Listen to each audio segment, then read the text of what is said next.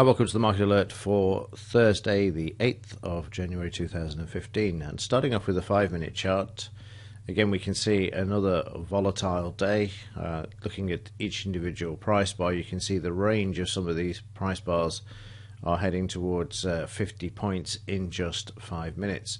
And this is the reason for the lack of signals in this area, and that's because of the setting that we have in the trade markup, where we don't want price bars to show signals greater than 20. However, if I increase this to 30, you will see, and click apply, that we have the signals for the reversals in this price activity here. But because the range of the bars are greater than 20, then they don't show on the charts, and that's purely and simply because of the amount of volatility that we have at the moment in this market. And with a bit of luck, this will start to calm down. The volatility index and the implied volatility have started to pull back, so we should get back to some sort of normal sort of trading that we had for the majority of December. Again, though, if we look at the psychological levels, you can see how the market held at this level here, which is the 17,500. Trades up to 17,550. Reverses, comes back down and finds temporary support at 17,500 before coming down and nearly hitting the 17,450 before going back. But then once again, when it closes back through, you can see this time it trades down to 17,450. This time driving through and sitting at the 17,550, and then holding this level until we close back through again, pulling back about 50% between the two psychological levels there before the FOMC news is out, and then prices again trading sideways. But once again, when we're back through this 17,550, which seems to be a major level for the markets, we see that the overnight has continued to move higher, trading all the way up through the 17,700 level. So this shows us that the overnight market has moved, which you can see in the latest price bar here, by some 200 points. Yesterday you can see how the market drove up following the news, FOMC news there. And there's no surprise really whatsoever. As I said in the market alert yesterday, we had the buying pressure in the market, and no doubts everybody was been marking the markets down, knowing that Yellen is going to continue to not increase interest rates. And there's the net effect. You see a straight reversal yesterday, which I spoke about, and then the overnight market here continuing to see prices move to the upside as well.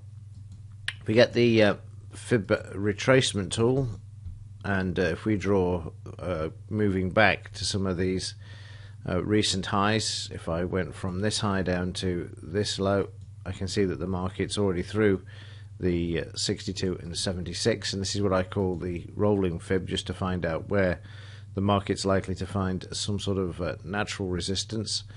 The next high back is this one down to the low, and I can see that we're through the 62 and heading towards a 76. So you can expect resistance at 17,781.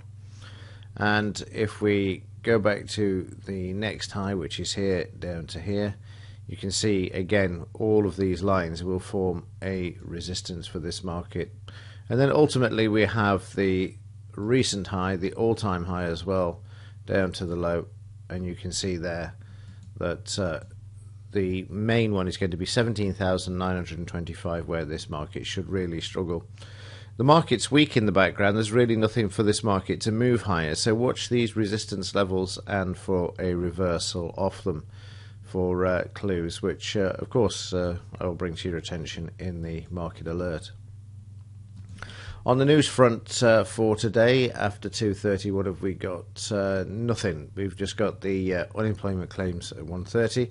If you trade any other markets, in particular the British pound or whatever, we've got the official bank rate today from the Bank of England. That announcement out at midday as usual. And then there's an MPC statement at 12:03 as well. On the implied volatility front, we've got a bit of a drop in this, as I said earlier, down to 15.10 from 16.24. So a bit of a pullback there and a bit of reprieve, and of course that's consistent with the market moving higher in the daily chart. So in conclusion then, what we're looking for is the volatility to drop slightly so that we're not dealing with price bars over a 5-minute period that are greater than 20 bars, so we can get some half decent trades once again that we had through the first 3 weeks of December, which was absolutely fantastic. So a bit of a messy one so far, but again the volatility in the market is trying to find direction and absorb all the current news that we're seeing at the moment, just to settle in on the first week of trading for 2015. Okay, that's it for today. All things being equal, see you in tomorrow's edition of the Market Alert. As ever, thank you for your support, very much appreciated, and thanks for watching. See you in the next one.